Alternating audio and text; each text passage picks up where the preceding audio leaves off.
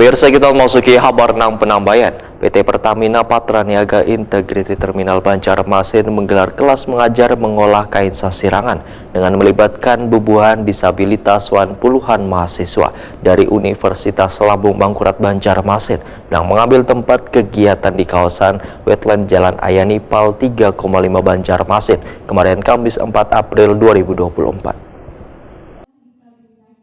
PT Pertamina Patraniaga Integrated Terminal Banjarmasin menggelar kelas mengajar mengolah kain sasirangan dengan melibatkan bubuhan disabilitas ratusan mahasiswa dari Universitas Lambung Mangkurat Banjarmasin, Poliban Polhas Banjarmasin dengan mengambil tempat di kawasan wetland Jalan Ahmad Yani Pal 3,5 Banjarmasin Kamarian Kamis 4 April 2024. Terlihat peserta fokus menggambar merajut kain yang akan diolah menjadi sasirangan dengan dipandu bubuhan disabilitas yang tergabung dalam Yayasan Rumah Disabilitas Borneo.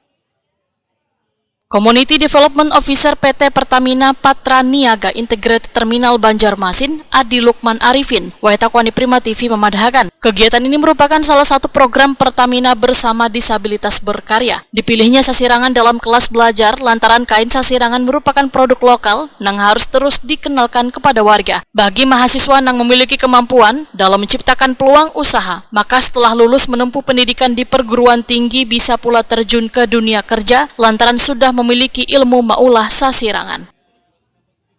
Dilibatkannya bubuhan disabilitas dalam kegiatan ini, ujar Adi Lukman Arifin, adalah untuk memacu mereka memanfaatkan peluang usaha hingga bisa terjun ke UMKM karena akan menambah penghasilan bagi mereka. Jadi di sore hari yang hujan ini kita membuat sebuah event yang kolaborasi dengan Wetland, yaitu kelas sasirangan.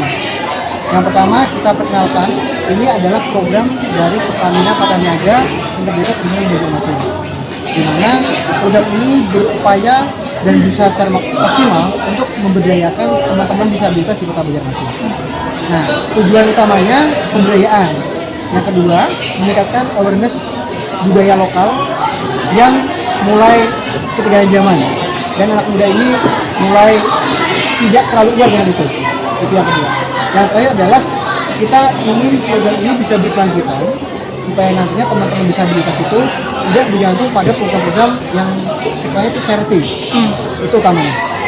Untuk peserta di sore hari ini ada 93 dari jurusan administrasi publik, di mana untuk acara ini terbuka juga untuk umum, tapi berhubung dengan keterbatasan tim kita maksimal 100 orang kemarin. Adi Lukman Arifin menyatakan Pertamina terus berkolaborasi dalam meningkatkan UMKM di Banjarmasin, khususnya melibatkan bubuhan disabilitas.